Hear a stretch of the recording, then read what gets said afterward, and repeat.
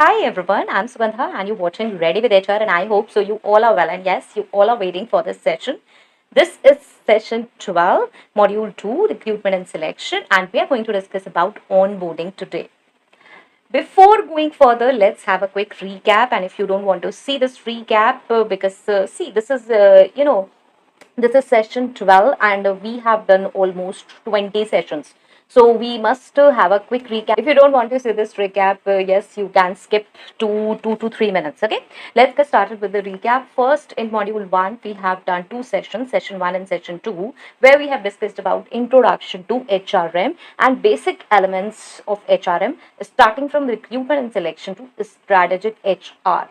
And yes, we have discussed little things about each basic element, starting from recruitment and selection, compensation, benefits, performance management, training and development. And now from module 2, these basic elements will be separate module. Like module 2 is recruitment and selection, and here we are discussing recruitment and selection in detail. Okay, so we have done from identification of job vacancy, job analysis, sourcing candidates, initial screening, interviewing, assessment, and then yes, we derive on selection. Now in selection also we have started from background verification, reference check, negotiation, job offer, and this is last onboarding. Yes, this is last, and after this we are going to start module 3, that will be training and development, hopefully, if you don't need anything in this, right? So this is all about the recap. Let's get started with the onboarding. Make sure to subscribe this channel if you're watching me for the very first time, and do hit that cute notification bell icon so that you could get my updates later on as well. And yes, if you haven't seen these sessions, module 1 and module 2 and all these sessions, please check those sessions from the pinned comment. What you can do, you can just check the thumbnail. If you feel that yes, you want to know something about this topic, then yes, you can click on that, right? But to make sure to check, because I have discussed about interviewing in detail, rounds of interview. You people generally ask me about rounds of interview, and yes, negotiation script I have given. So these were actually detailed sessions. Let's get started with onboarding. And we all know we have discussed this onboarding in 10 days recruiter workshop, in 15 days HR workshop. I hope so you have seen these workshops. If you haven't, please check these workshops from the pinned comment again. Okay. So onboarding is a critical phase. It is important. Why? Because we have done all this to recruit a candidate, to recruit an employee. And now today we are talking about introducing them to the company. So yes, this is a critical phase in the hiring process that occurs after a candidate accepts a job offer. Once we have selected the candidate, we have given them a job offer, they have accepted it. Now comes onboarding. So it involves introducing the new employee to the organization and providing them with the tools, resources, and knowledge necessary to succeed in their role. We have to provide those tools, resources, knowledge. So effective onboarding, you can understand, helps new hires become productive, more productive and engaged members of the team, while obviously creating a positive first impression of the company. We all know first impression is the last impression, but yes, it's not true in every case. But first impression always create a long lasting impression, you can say. So yes, let's deep dive into this onboarding process, detailed explanation of this onboarding process. So first and foremost is pre-arrival preparation, and I always discuss about this pre-arrival preparation because this is the most important before the candidate is entering, before that new hire is entering our organization. There are some pre things we need to do. We need to do some preparations, so we must do this. We should never wait for the candidate, as I have seen in small size companies and in few mid-level companies as well, that they say let the candidate enters, let the candidate come, we will see how the candidate enters the organization and how things are going, then we will arrange things. That should not be the practice. Okay, so what we have to do, welcome communication. Before the new hires start date, the organization should send a welcome email or letter providing essential information about their first day, including start time, location, dress code, and any required documents. Now, please don't get offended by this word dress code or something. Okay, if your company have these kind of rules where dress code is mandatory, or there are some specific timings, or you are thinking that you would be introducing them at a separate location or something, then you must add those things in that welcome email so that they have a proper communication. Fine. Next is workspace setup. Now the company ensures that the new employee's workspace is ready. Okay, it should not be there like, okay, I have allotted a buddy, and that a new hire is moving with that buddy everywhere, and yes, my new employee doesn't have their own workplace. Okay, this should not be the case. Company must ensure that the new employee's workspace is ready, including necessary equipment, technology, and supplies. And this might involve setting up a obviously computer, laptop, phone, and email account. Now, I always say don't be in hurry to hire a candidate to provide them a joining date. First, prepare all these things, then call them. Okay, don't say okay, that candidate has accepted our offer, let's give them a joining date for the next day, or for a for coming week. uh, Take your time. Okay, it's better to take your time, and then welcome the candidate. Okay, then welcome your new employee.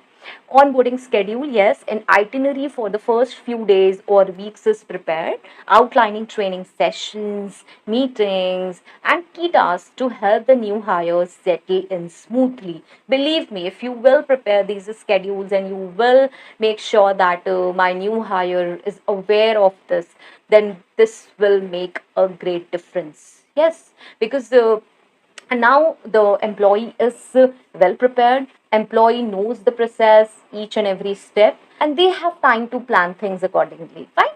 So next is orientation. Now, introduction to the company. This is important. Like the new hire participates in an orientation session that introduces the organization's mission, values, history, and culture. Now, this session may include presentations by key leaders or videos that highlight the company's achievements and goals. Okay, so yes, this can be again very helpful for the new hire to understand things faster.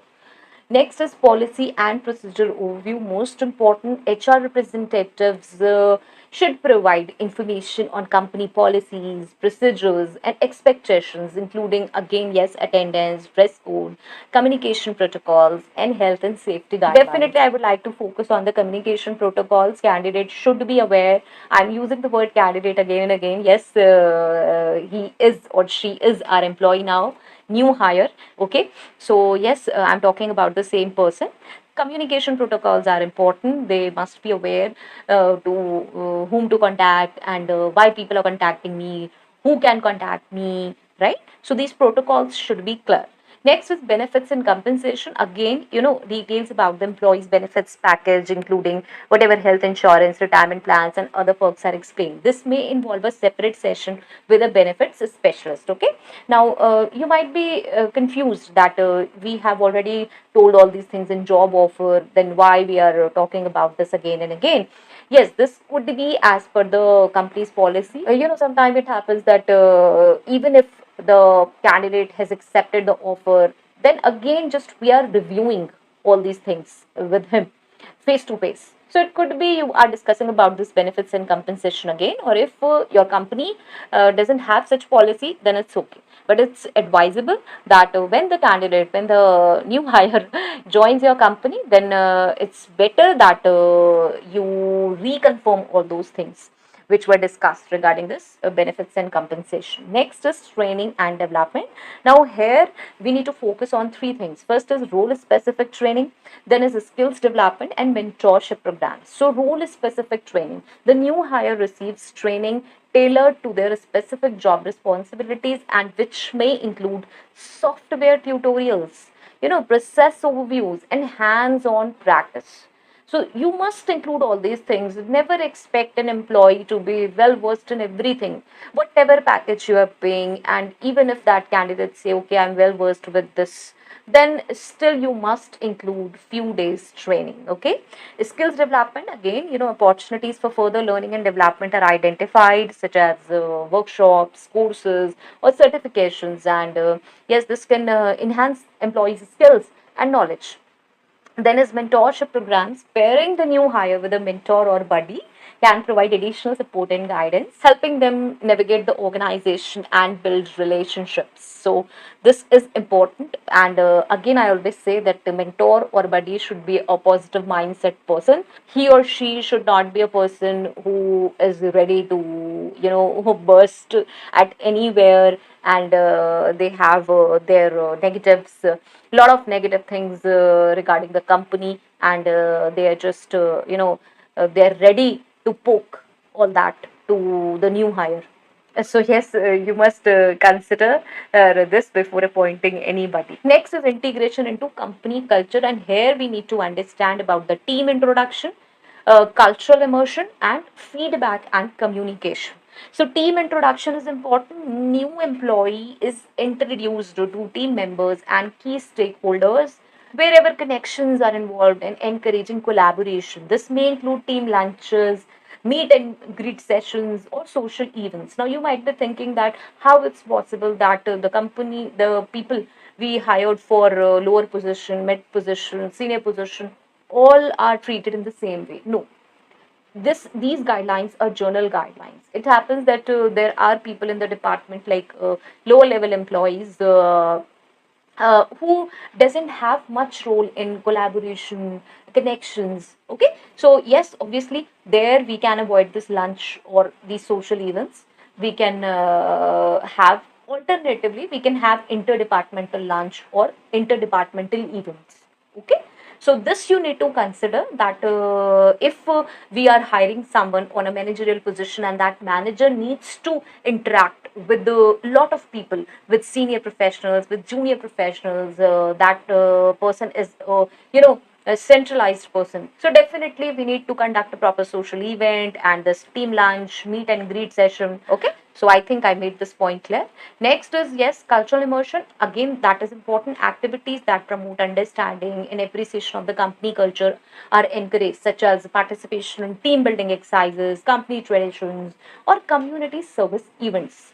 It will be really helpful for the organization and for the new hire if we will help him to get interact with a lot of people in early days. So feedback and communication is important. Regular check-ins with managers and HR allow the new hire to provide feedback on their onboarding experience, address any concerns, and set performance goals. Okay, so definitely feedback and communication is important. Next is performance and progress monitoring, and you can say this is my favorite point, because I believe that we should not only set expectations, we must review, we must provide continuous support.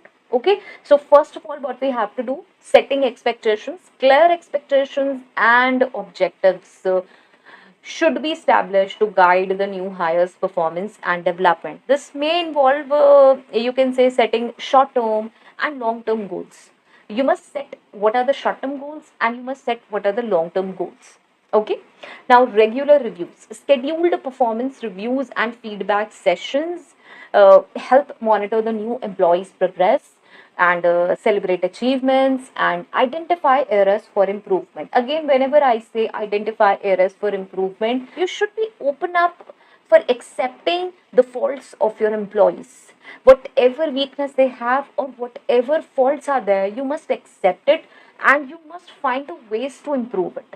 Don't always think, oh, why it happened, we have hired this candidate for so much package, and now see what's happening. I have seen so many managers, bosses, owners, they always talk about such things. Oh, we are giving this much package to him, how he can do such mistakes. Oh, even you do mistakes. As a manager you do mistakes, and as senior professional you do mistakes. And even if you are an owner, you do several mistakes. But the point is, you try to resolve it on your level. But since that employee is not able to do it on his or her level, we can't judge him on the basis that, oh, he is, low performer, and we need to remove him. That should not be the way. We must accept the fault, we must accept the weakness, and we must try to resolve the issue. See, as an organization, as a manager, as a senior professional, we all know that what can be the solution, how we can train that employee, how we can improve, how we can make changes in the work culture to improve that particular problem with that employee. But it happens several times that we often get irritated by the weaknesses or the faults of the new employee, and we think that, okay, let's find other way to resolve it by either removing employee, finding a substitute, or anything. Okay, so this should not be the case.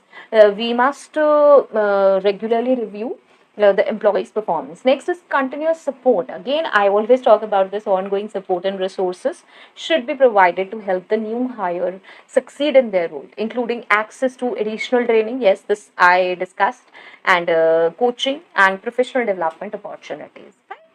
So, yes, I hope so. I have discussed this in detail. Now, if I have to summarize, we can say that yes, effective onboarding is a strategic process. Why? We need to plan it accordingly. So that goes beyond simply, introducing a new hire to their job.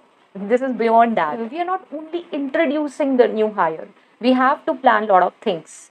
It is about integrating them into the organizational culture, ensuring they feel valued and supported, and setting the stage for their long term success within the company. So, we all know that a positive onboarding experience can lead to increased job satisfaction, high retention rates, and improved overall performance. Okay, so yes, this is all about onboarding. I hope so. I have discussed several things about onboarding, and there are several sessions on onboarding on my other channel, ready to get update.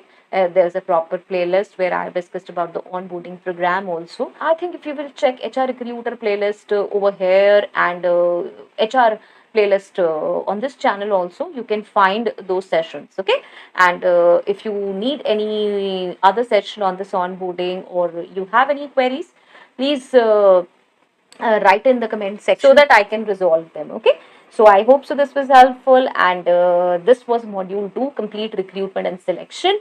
Now we will start from the next session, module 3, and that will be training and development, and we are going to discuss each and every aspect of training and development in detail.